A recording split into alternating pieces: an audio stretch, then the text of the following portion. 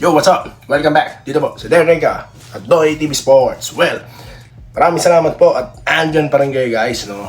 Especially mga hindi ko naman kayo kilala personal pero nanonood kayo sa akin. Maraming salamat sa inyo. Ganun din po sa mga followers ng Facebook. Aba, malapit na pala mag 400 yan.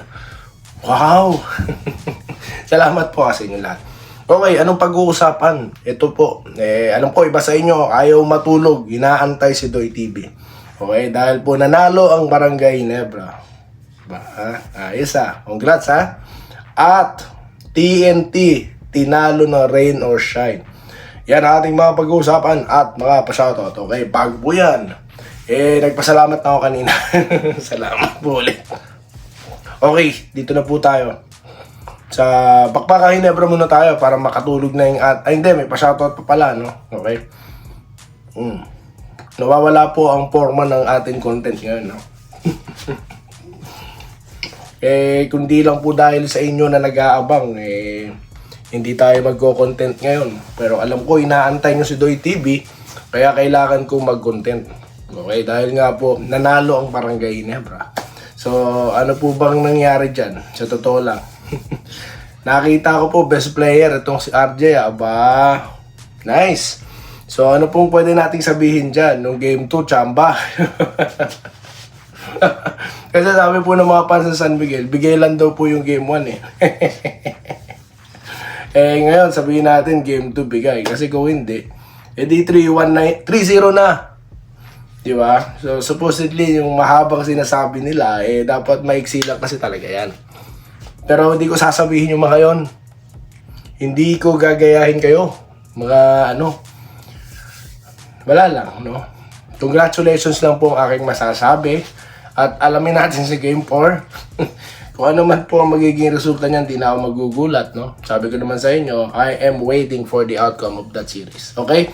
Congratulations sa mga taga-barangay. Okay? Mamaya banggitin ko ang mga komentaryo nyo.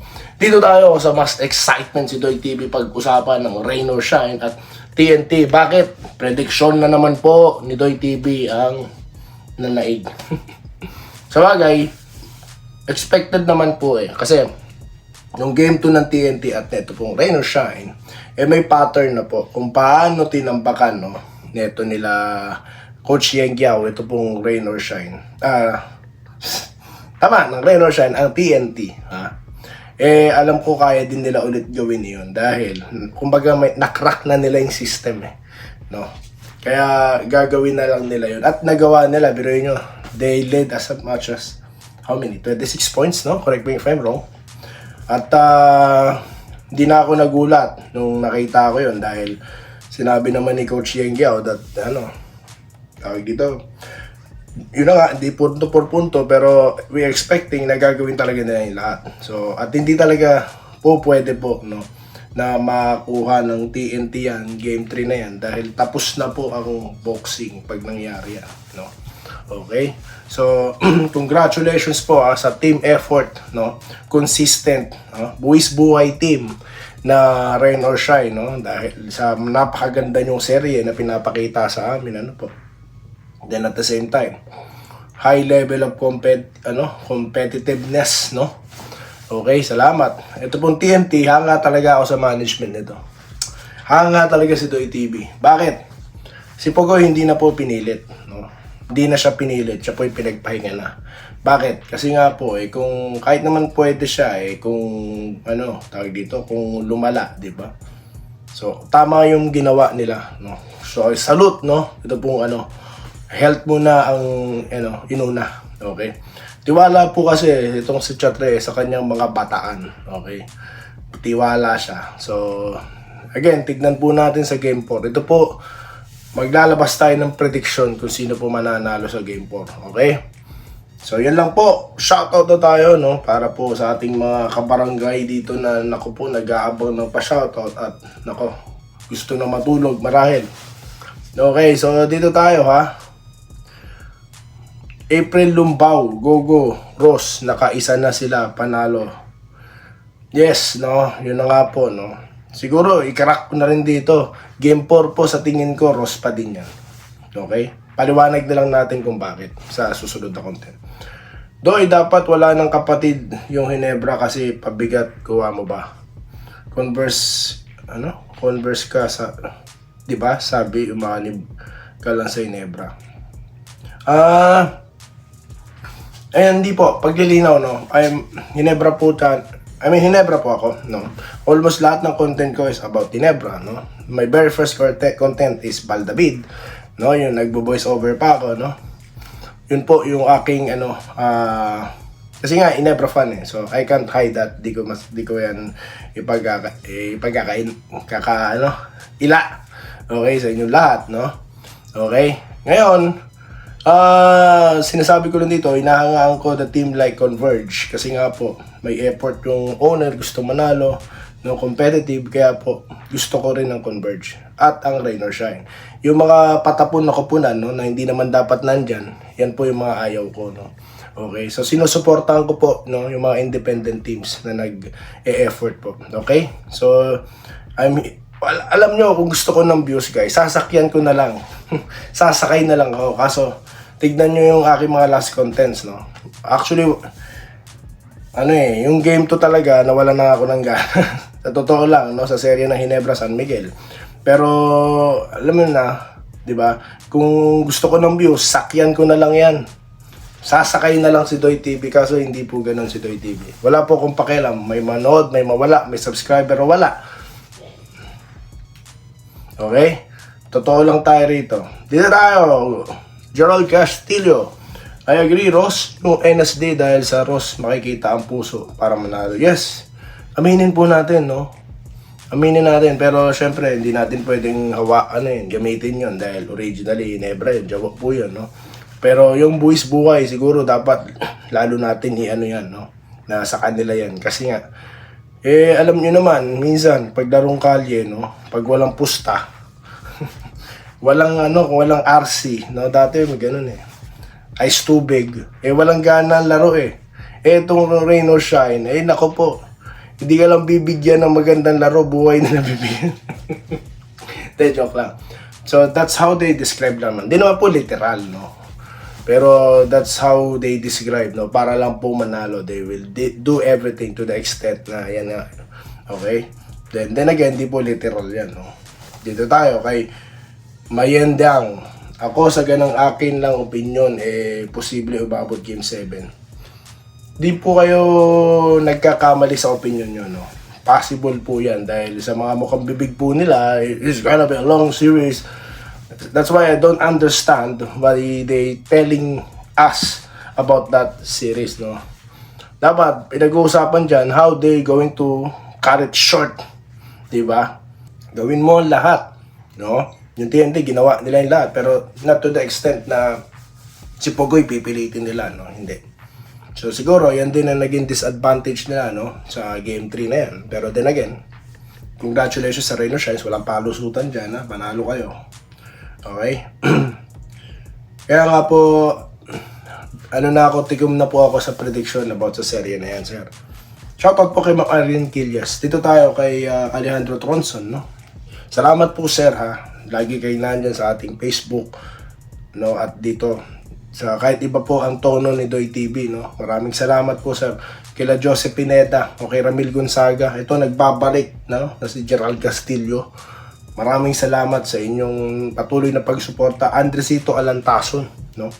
Sir Lawrence Correg, ayan. At Bobby Payawal, Bobby Kabading, ha? Mga taga-Tanay, shoutout sa inyo. Carlos Dison. Okay? Congrats daw po sa Hinebra, sabi ni Sir Alejandro Tronson, no? Carlito Protasio, no? Shoutout po. Panalo Hinebra, sabi ni Carlos Dison. Ariel Viamos, no? Sir Doy, wag mo na itago obserbasyon mo sa SMB. Lalo ka tuloy nawawala sa sarili. Yun na nga po minsan kapag pagka, alam mo yun, natitigilan ka, no? I'm not looking on the negative side sa sinasabi niyo, sir, no? So, salamat po, Ariel. Bobby Payawal, as usual, tumama ka na naman sa prediction mo. SMB at Gene Series, hindi. Rain or Shine, the rest back. Yeah, we will look on the pattern, guys. Yung sinasabi ko, na-crack na nila, no? Kaya yan, nagawa na nila ulit na tambakan ng TNT. So they will look on those possible ways, no? Ngayon, pag-usapan natin paano yan naman pipigilan ng TNT. Okay? Ganun. Alam na nila ang sikreto natin. Alam na nila ang technique para tayo tampakan. So, we have to talk about this, guys. So, yan po ang ating pag-uusapan sa susunod na content. Di po ba? Masarap po bigyan ng prediction yung talaga po nakikita yung laruan talaga. No? Okay? Masarap po talagang kasi nga po, sumusunod yung mga players eh. How they perform, no? Di po katulad ng iba dyan, score ngayon, bukas hindi. Depensa ngayon, bukas hindi. No? Mahirap po i-predict yung mga ganun. No? Pero po yung players like Clarito, no? Small forward, pero tignan nyo naman rumibounce. No? Ang sarap. No? Okay? Okay. So, bigayan kasi ang laban, sabi po ni Efren Rolyuke, kahit inebra pansa ko masyadong obvious. Joseph Pineda about Ross and TNT po, idol. Ross, sa tingin ko, mananalo game 3. Ross, yes, shot. Ano po kayo, no? Nagkatotoo po ang inyong prediction. Ako po, idol, wala akong sariling prediction ngayon di tulad ng last few games sa Ginebra. Ramdam ko rin ganun sistema sa laro nila. Sabi ko nga po, scripted, parang teleserye na lang. So, ayan, mga solid Ginebra subscribers po ito, mga solid Ginebra fans po ito. No, kaya sabi ko po, yung nagparatang sa akin, no, or nagsabi, okay, na ako daw po ay naghihinebra para sa fans. Di sana, yun na nga po, no. We can't hide our feelings, guys. Okay, kaya kahit maapektuhan yung views, wala po akong pakialam. Nakita nyo naman po yung viewership natin, no. Mababa po. Pagka mataas, pag Ginebra nananalo po, ramp high po yan. No, pero ngayon, no, mahirap po kasi talaga, no. Sana po maintindihan nyo. Pag totoo po inyong inaano, no. Pero ayoko naman din magsisigaw dito ng ganito niyan, hindi, no. Kaya ito po ang pinakatamang pinakatamang reaction, guys, no. Okay? May chance ang Ross today, dapat manalo. Ito, before the game pa itong mga comment na ito. Shoutout po kay Ronel Langgilaw, no. Doy TV. Kung ano mangyayari sa Ginebra ko yun. Kung sino pa inaasahan mo dapat gumawa. Rodante Sabita, shoutout po sa inyo. Yun ang aking sinasabi, guys, no. Ang talo okay lang, no. Pero we expect yung talaga pong bakbakan, umaati ka po. Lalo na kung lineup mo, hindi po yan lineup ng katulad nung sa NLEX, tulad ng Rain or Shine, na kailangan mo munang kilalanin kung hindi ka talaga nanonood ng basketball, no. Pero yung mga players po ng Ginebra, well-known players na po yan. Inside and outside the country, no. Cabarrientos is what? A former import, di po ba? Tapos ang mga players pa po ng Ginebra, Japet Aguilar, he's been there for a long time. Gilas, puro Gilas na po yan eh. Malonzo, star player ng Northport, tama po ba? Tapos ngayon, nandyan sa Ginebra. So, si Holt, star player ng Terra Firma, nandyan sa Ginebra. Diba? So, you will expect explosive game. Kaya po sabi ko, yung lineup na yan, dapat manalo, walang sana-sana, di po ba? So, yun po yun ang sinasabi ko dito. Okay? So, yun lang. Maraming salamat po sa inyong panonood at magkita-kita tayo sa susunod na video content. Dito lamang sa Denrica, Doy TV Sports. Puli, maraming salamat po sa inyong panonood. Salamat po sa panonood. Subscribe na para sa mga susunod na basketball at boxing videos.